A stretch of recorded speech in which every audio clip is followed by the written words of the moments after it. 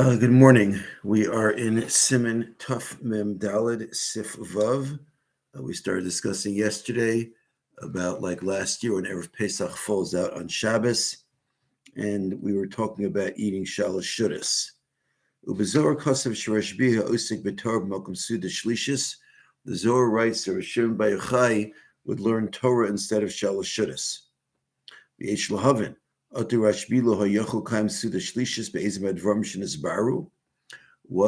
Reb Shimon Bar Yochai unable to use any of the alternatives that the Arukh HaShulchan had mentioned yesterday in terms of shalosh shudas when Erev Pesach falls out on Shabbos? So he says it seems to him that it's a bit of a chumrah what the Rashbi did. Because really, on Shabbos at Erev Pesach, there is no obligation at all to eat shalosh shudas, he wants to say. Even she'evshir, since it's not possible, at least to do it in the normative manner.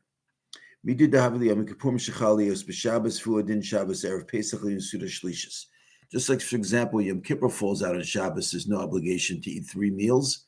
So the same thing is true when Erev Pesach falls out on Shabbos. Even if you're going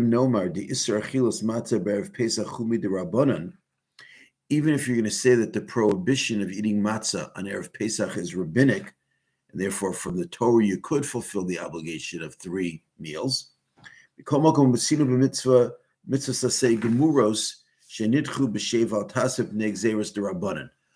a rabbinic decree can push off the performance, or it can allow you to not perform even a mitzvah from the Torah passively. For example,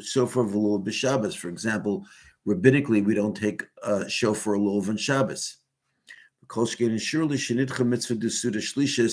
Surely the fact that it's Erev Pesach can push off the mitzvah of having a 3rd meal. And therefore there is no mitzvah of shalosh shudas on Shabbos Erev Pesach. And since you cannot eat a proper meal, Mamela, consequently, the ein shayach le'malosa beperos or bebasar v'dagim, you don't have to replace the meal by eating meat or fish. Ein sarach klal b'zeh, there's no need whatsoever. Vo devadei gam min haTorah mitzvah lechol hakazayis matzot te'avon. Besides the fact that we want to make sure that on Pesach night, you're hungry for matzah.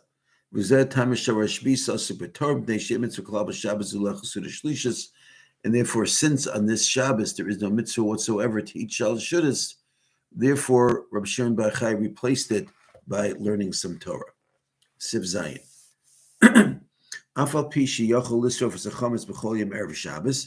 On Friday, which is not Erev Pesach yet, so even though you could burn the chametz anytime during the day, however, it is preferable to do the same thing as every other year and burn it before noon. Because if this year you burn it afternoon, then other years in Erev Pesach, people are going to be confused. You have to do it before noon, you have to do it afternoon. Last year we did it afternoon. But when you burn it on Friday, you don't say the second bittul statement, because you can't say I'm nullifying the chametz whether or not I see it, because after all, you're planning to hold on to some of the chametz to have it for Shabbos. That's the same reason why you don't say that I'm nullifying the chametz that I see at night when you do b'dikas chametz. Therefore, bittul zeh yomer b'Shabbos achar suda shachars. You should do the bittul Shabbos morning after you have eaten the morning meal. Even though you have no chametz left in the house after that point. You say the bittul anyway. Just like every year you do the bittul when you burn the chametz on Erev Pesach in the morning, so too you should do it on Shabbos Erev Pesach after the meal. Ches. You don't cook for this Shabbos any porridge or similar things, chametz gomer, which is total chametz, and will stick to the pots. Then you'll have to wash them and scrub them with hot water on Shabbos. Scrubbing them on Shabbos is working over much. And it's forbidden. Shabbos, because it's not for the need of Shabbos. There's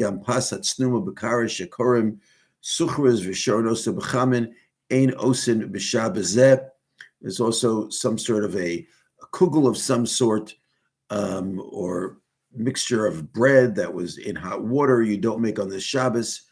Ukfar minig levi Shabbos shum isa, and the minig is not to make any dough for this Shabbos. Rak be'erev mevashin oros or kitnios or tapuchi adama. For the Friday night meal, you should have rice or beans or potatoes or b'shachris gam kain. Same thing Shabbos morning. Regel she'osim mikemach matzah, and you can make a kugel out of matzah meal. V'tomnin b'kederes chadashim marim b'pesach, and you prepare all this food in Pesach dika vessels. And then if you're using chametz dika vessels to actually eat Shabbos morning, since you are eating some challah, still umaron l'kar shel chametz, poured out into your chametz dika kela. However, if you incorrectly did cook actual chametz for Shabbos, and the food is stuck to the pots, and you can't simply rinse it off. You'll have to scrub it a little bit in order to get rid of the chametz. It's called that it's needed for Shabbos since you've got to get rid of it today. Siftes. After you eat your first meal in the morning,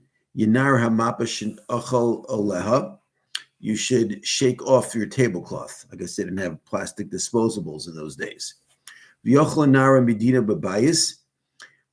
And you can even shake off the table, even if you know the crumbs are going to end up on the floor of the house.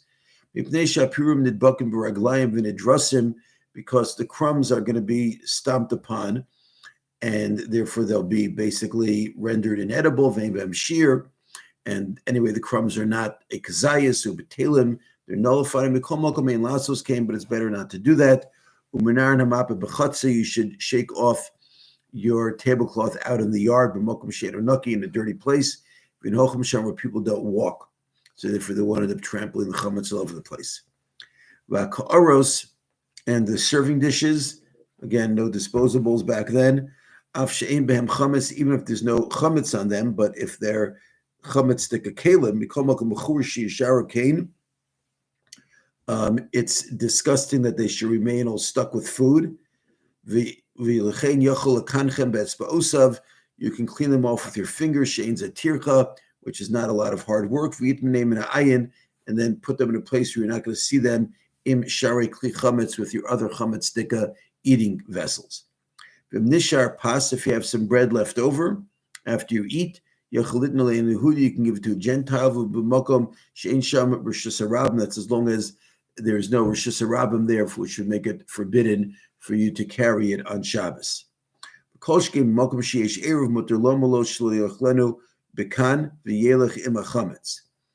And surely in a place where there is an Erev, you can give it to the Gentile and tell him, please don't eat it here, take it elsewhere. But if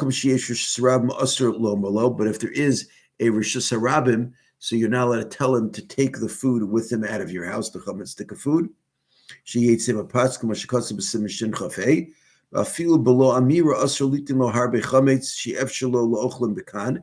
Even without telling him to take the chametz, but if you're going to give him a Shabbos morning an amount of chametz that he can't possibly eat right now, and therefore he's going to have to carry it, it's tantamount to telling him to carry it.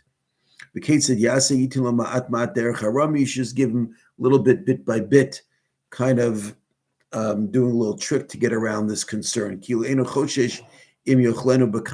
As if I don't really care where you eat it.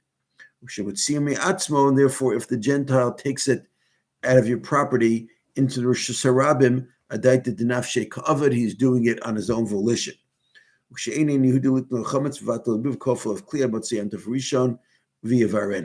If there is no Gentile to whom you can give the chametz, you should just do bittul, cover it over with something until the first night of Chol HaMoed, and get rid of it then. Sif Yud. ודע בשבס זה המשך לתחלה מערב שבס, אף אגב תחיים לחלץ חוץ לארץ, אוכל והולך, ואחר כך מפרש מכל מקום עדני אפשר דאיכני חמץ.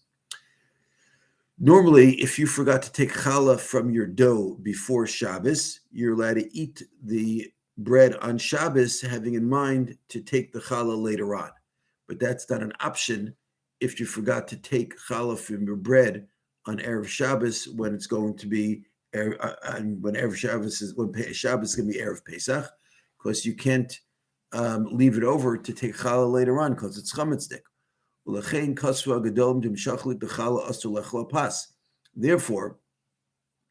the Magen Avram writes that if you forgot to take challah, then you can't eat the bread, plain and simple, because you can't take the challah on Shabbos.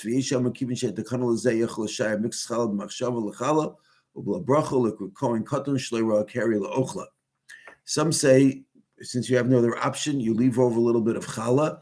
In your mind, think that it's challah, don't have a bracha, don't make a bracha on it, and call a kohen who is a child to come and eat it. You have to rely on that because there's no other option. And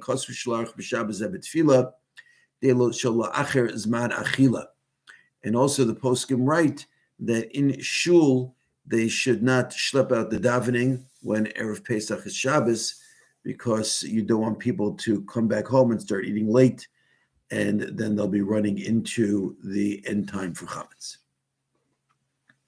Sif Yud Aleph. When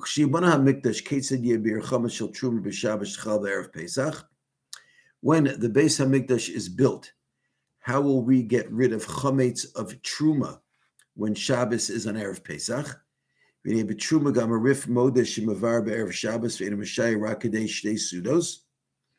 comes to truma, even the Rif agrees that you have to get rid of most of it before Shabbos. You only leave over enough truma to eat for 2 meals. Avokate said mevar, but how do you get rid of what remains? Kosev haram per gimel din dalev v'zel shanahoyla kikros rabo shel truma v'tzarich l'sofrim erev Shabbos lo yarv hatahora im hatmeya v'yisrof l'sorf tahora la'atzma v'tmeya la'atzma v'tzluya la'atzma. The Rambam writes that if you have a lot of loaves, if you're a Kohen, you've got a lot of loaves of Truma remaining when on Erev Pesach, so you divide it up, and the Truma, which is Tahar, gets burnt by itself, the Truma, which is Tameh, gets burnt by itself, and the Truma, which is Tameh, gets burnt also in its own pile. Because you don't want the Tameh Truma coming into contact with the Tahar Truma, and then it will transfer the Tumah. Umash from Mized is freely the Dafka Bar Pesach Shechal B'Shabbos. Reserve from Gimel Kod is Mani Surun who deserve Kolachal Atzmo. Abba Chol Erev Pesach Yochel Yisrof Torah Tmei Ka'achas.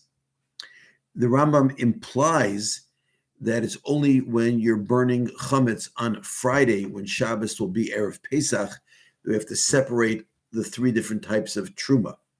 But generally on Erev Pesach, you can burn the Tameh and the Torah together. But a Gemara Eino Kain, the Gemara makes it clear that's not true of Tzarech Ian, and the Rambam needs a little bit further thought. More than that, there's a problem. Why did he say that if he actually held that at regular Erev Pesach you burn all 3 types of truma together? Why wasn't he explicit about that? Therefore, it seems to me, the Inyan Kenu, this is the concept. The Afagav the Riyata the Sugya Mashva the Gambachol Erev Pesach Sarfin Zula Atzma Zula Atzma. We call Mokum Enel Divrei Akol. Even though he holds that every Erev Pesach you burn the different types of truma, tameh, tahar, and safek, each individually, but not everybody agrees with that.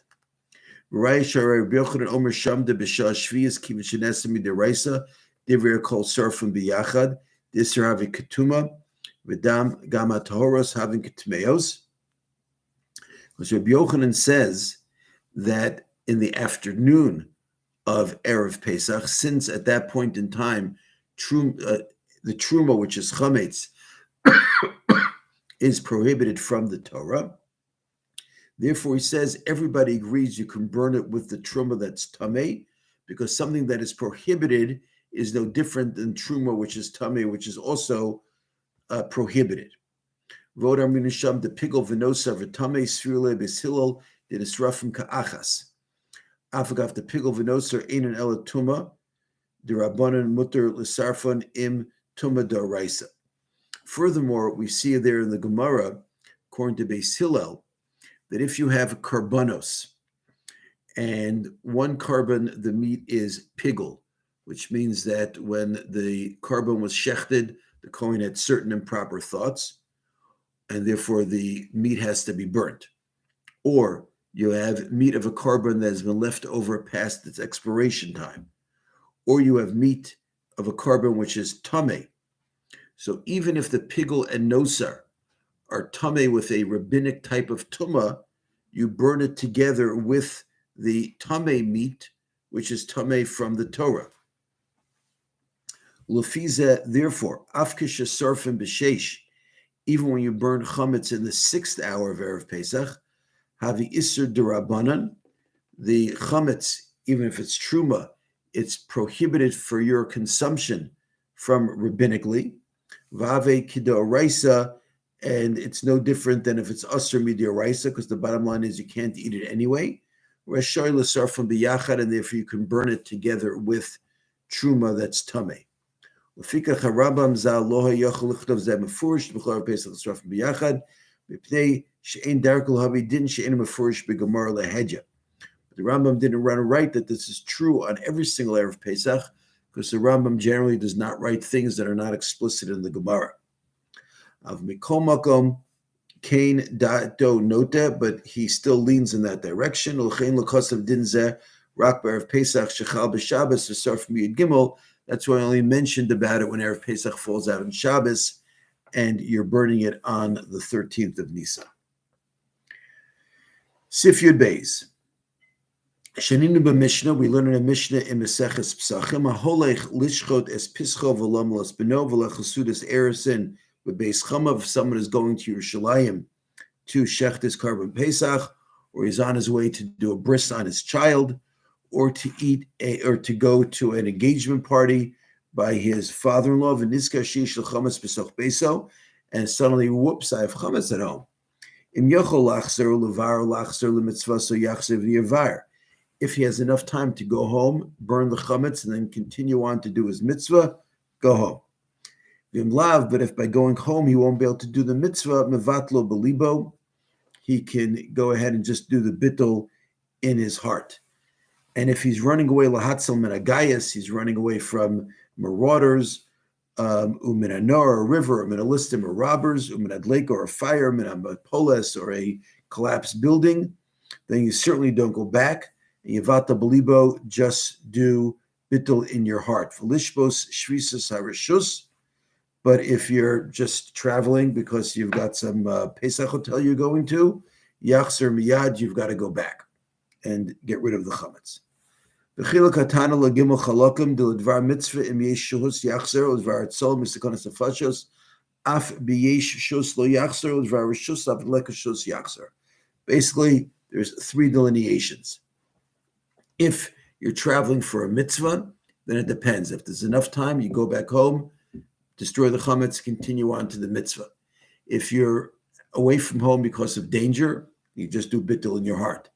If you're away from home on something that's not a mitzvah, then you got to go back home to destroy the chametz. Sif Yud Gimel. V'nei lefiza, based on this. Bidvar mitzvah, if you're doing something that's a mitzvah, imhu shah shishis, if it's already the 6th hour, the efshir levatel, when bittul is too late, bal karchach yachzer, you've got to go back. Afal pi deleka shahus, even if there's no time and you won't be able to do the mitzvah in your way to do, kidei shalol yavar b'bal yirah, in order that you should not transgress the prohibition of bal yirah.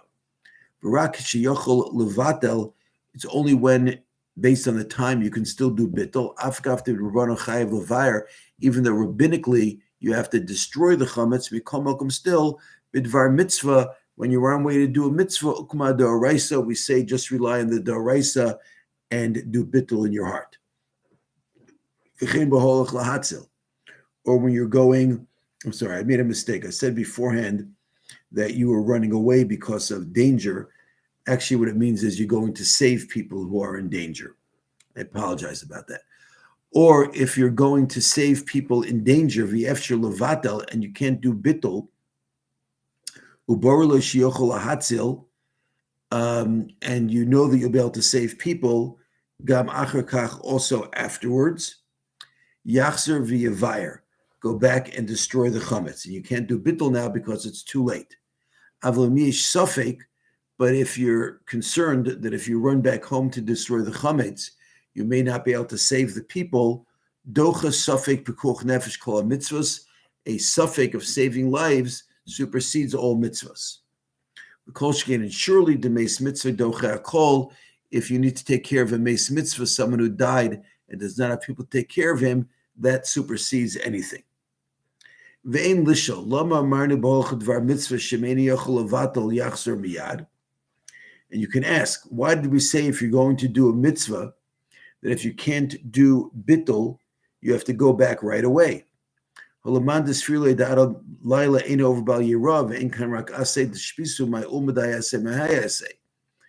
according to one mandiyam that we discussed earlier, there is no prohibition of bal yirah until the night time.